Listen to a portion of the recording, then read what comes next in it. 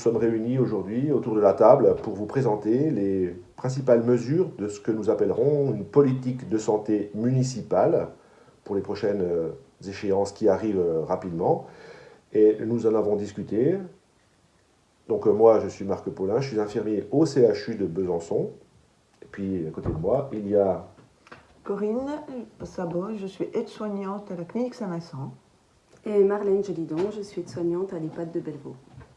Et à nous trois, nous représentons finalement assez bien les problématiques de la santé que tout le monde connaît maintenant, avec Corinne qui est du secteur privé, des cliniques, Marlène qui est dans l'EHPAD, donc dans les EHPAD on prend en charge des personnes âgées, et on ne peut que vous inciter à voir et lire ce livre de Anne-Sophie Pelletier qui dépeint finalement assez crûment la réalité des EHPAD dans laquelle Je travaille. Et tu travailles de jour ou... De nuit. Et voilà, tu travailles de nuit en plus, c'est aussi à noter.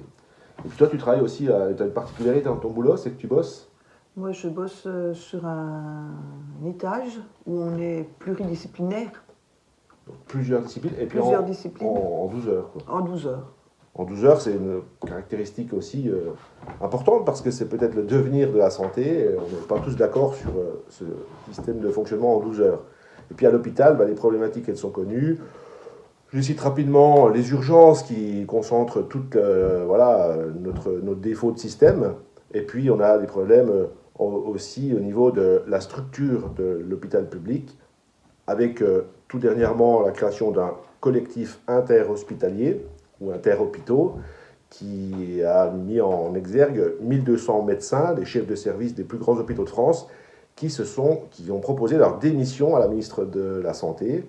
Et moi, je suis correspondant de ce CIH avec le professeur Tinès pour la Franche-Comté. Donc on est à même de bien comprendre et de participer à la réflexion autour de ce que va devenir l'hôpital public.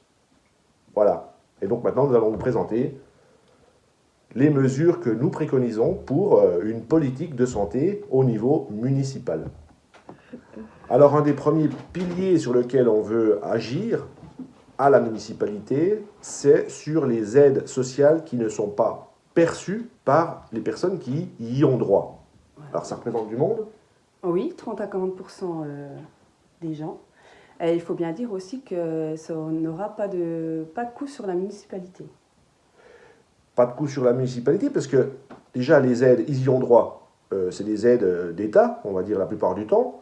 Et puis, les organismes qui sont le plus à même d'aller contacter les gens, leur expliquer qu'ils ont droit à des choses, Ils sont déjà mis en place. Ils existent déjà. Voilà. On a le CCAS, on a les maisons de quartier, on a toute la panoplie des associations, quand même, d'aide aux gens qui doivent être aidés pour aller vers les gens, leur dire hey, « tu as le droit des APL, tu as le droit tout ça ». Alors pourquoi ces gens-là ne demandent pas leurs droits? Voilà une bonne question. Pourquoi les gens ne demandent pas leurs droits? C'est quand même dingue, ça. Ils ont droit à des trucs et ils ne le demandent pas. On se demande si c'est pas fait exprès, d'ailleurs. Vous savez, c'est le pognon de dingue qu'on nous a dit. C'est ce qui coûte le pognon de dingue. Mais il y a 30 à 40% des gens qui ne réclament pas leur pognon de dingue. Et eux, ils vivent dans la précarité, dans la pauvreté. Et on sait, c'est quand même une donnée importante, que la pauvreté, c'est le facteur numéro 1 d'une mauvaise santé. Alors, on veut s'atteler très clairement à ce problème, que les gens touchent ce dont ils ont droit. Corinne, tu es d'accord? Ah oui, tout à fait. Bon. Pour qu'ils puissent venir se soigner, notamment, puisque c'est notre sujet, correctement, aussi bien les dents, les lunettes, les yeux, et éventuellement quelques petites opérations sans gravité, mais même avec gravité.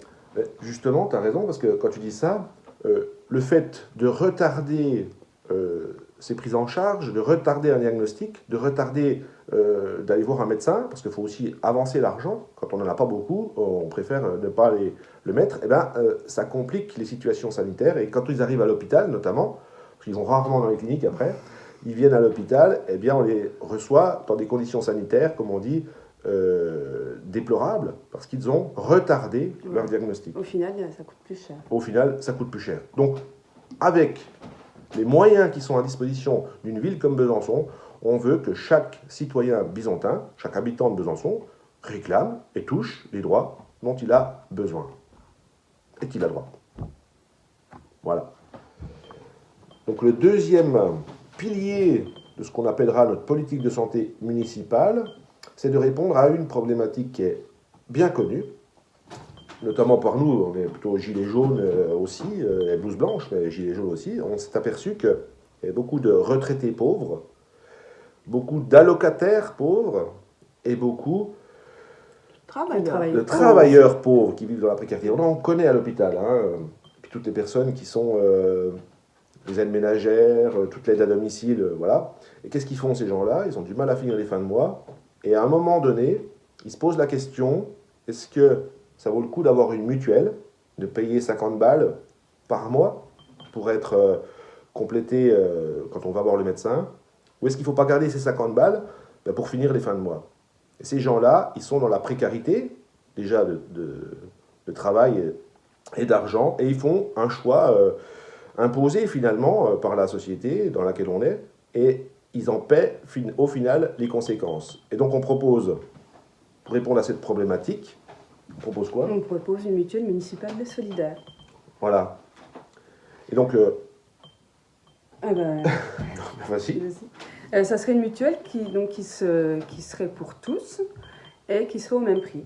Elle serait négociée un peu comme un achat groupé, comme on peut voir pour l'énergie, par exemple. Et donc, elle serait, donc, comme je viens de le dire, au même prix pour tous et sans augmentation d'une année à une autre. Voilà, l'idée, ça a déjà existé, notamment sur Besançon, parce que moi j'en ai bénéficié, j'ai fait l'achat groupé d'une mutuelle proposée par le CCAS ou la ville de Besançon, c'était il y a 2 ans je crois, ou 3 ans, et puis on s'aperçoit qu'il faut suivre l'affaire parce que les tarifs ont tendance à augmenter un peu plus vite que les autres, parce qu'ils récupèrent finalement au bout du compte ce qu'ils ont un petit peu donné au début. Et puis la deuxième chose sur laquelle on peut voir, c'est qu'on demande aussi à ces mutuelles, notre âge, c'est peut-être normal, quel âge on a, en sachant que plus on est vieux, plus on paye cher la mutuelle. On peut demander aussi nos antécédents médicaux qui font que ça augmente tout ça. Donc nous, on ne veut pas de ça. On veut finalement une mutuelle au même prix pour tous. Alors il y aura sans doute des différences entre les enfants, les retraités, parce qu'on est obligé d'avoir, la loi nous oblige à avoir des différences, mais on va être au minimum des différences. On donnera son nom, son prénom, son âge, son lieu de résidence, parce qu'il faut quand même habiter à Besançon. Et à partir de là, on aura par exemple une mutuelle à 40 € pour tous. Voilà. Et on négociera les droits de cette mutuelle.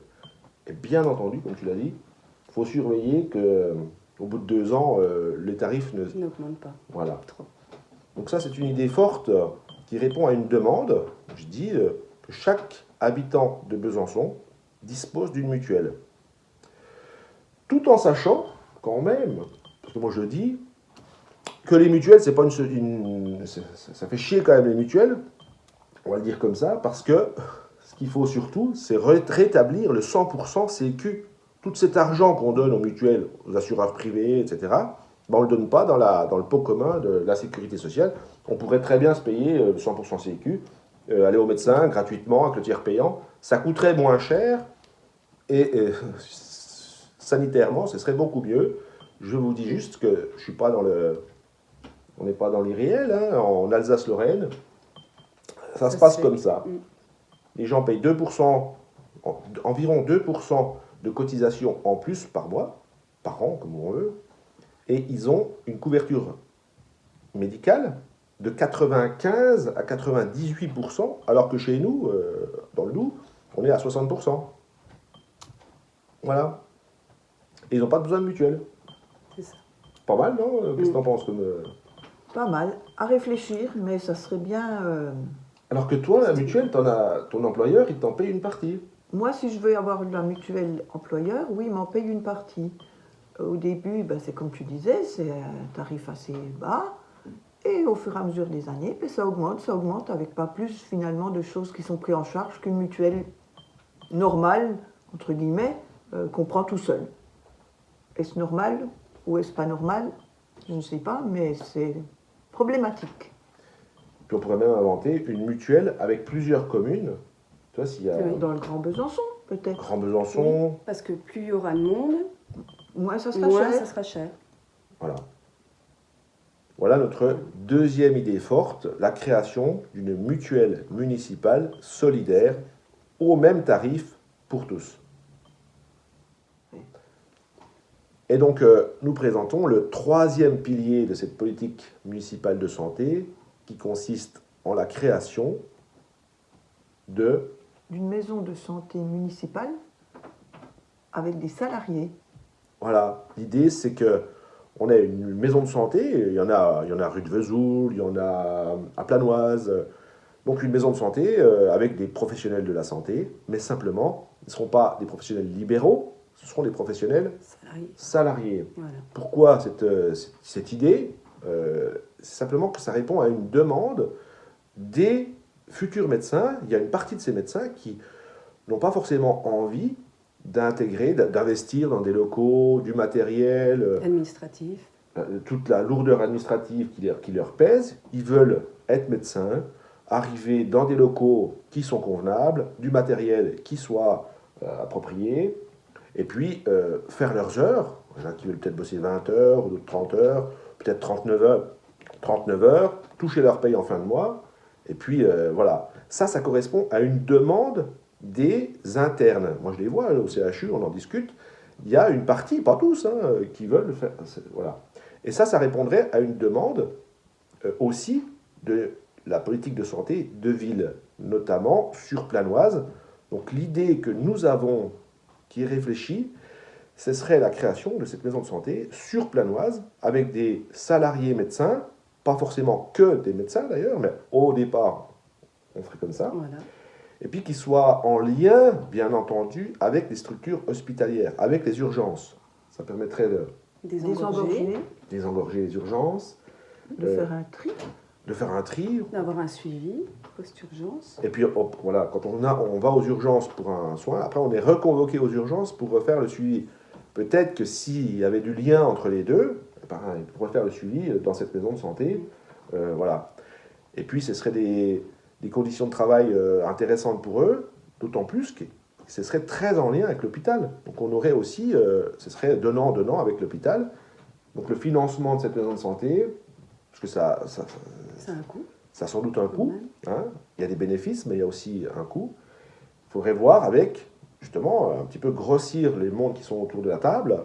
Ça se fait dans beaucoup de villes, d'ailleurs, mais ça se fait. Et donc c'est l'avenir aussi de la santé, à mon avis. Donc il faut qu'il y ait autour de la table la municipalité qui porte le projet, avec L'ARS, l'ARS, qui est notre ministère.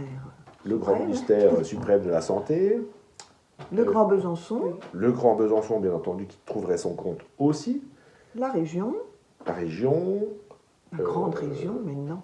la très grande région, le département, et voilà. Et tous ensemble, je pense qu'on peut mettre en place un type de maison de santé comme ça, imaginez sur Planoise, avec une proximité géographique avec le CHU, mais une grande proximité. Il faut que ce soit interdépendant, interlié, je ne sais pas comment on appelle ça, mais enfin en interaction évidente avec le CHU pour créer cette dynamique qui permettrait de désengorger le CHU et en même temps d'avoir une nouvelle offre de soins aux habitants de Besançon et de la périphérie. Voilà ce que nous proposons. Avec des horaires quand même larges, plus larges que ce qu'il y a actuellement, et que les gens se retournent sur le CHU aux urgences, puisque à partir de 20h, à part SOS médecin, il n'y a plus grand-chose. Donc c'est pareil, c'est aussi un petit peu engorgé, me semble-t-il, à certaines heures. Et oui, le soir, le week-end. Faire, voilà, pour que dans l'avenir, ça soit ouvert 24 heures sur 24, 7 jours sur 7. Alors on peut avoir des ces... prix abordables. les prix, bien sûr, ce serait Parce prix que conventionné. si on, Hein. voilà. On est d'accord Si on fait appel à SOS médecin en dehors, Des heures, en dehors des heures de cabinet, c'est taxé quand même fortement. Et pour recruter les personnels, quand on serait... L'idée, c'est un petit peu comme peut-être tu as bénéficié de ça. Hein, oui. Quand tu étais ASH, ASH, pour devenir aide-soignante, oui. tu as été payé. C'est ça. Et J'ai été après, rétribuée durant pardon. un an. Puis après, tu as été obligé de... Enfin, tu es obligé Entre guillemets, moralement, de rendre des mon années temps, voilà, des années à la fonction publique. à la fonction publique parce qu'ils m'ont payé ma formation. Eh ben, selon le même principe qui existe depuis longtemps à l'hôpital, hein, Rétribuer les internes. on rétribuerait les internes pendant leur internat, 3 ans Voilà. minimum, et quand ils seront médecins, diplômés, etc., autonomes, eh bien, ils auront à redonner à la collectivité quelques années voilà, mais dans de bonnes conditions, on se rassure, hein, et financières, et matérielles, et professionnelles, pour qu'ils puissent s'épanouir dans leur nouvelle profession. On a besoin d'eux, on veut les recruter, donc voilà. On est bon ? On est bon. On a oublié quelque chose ? Non ?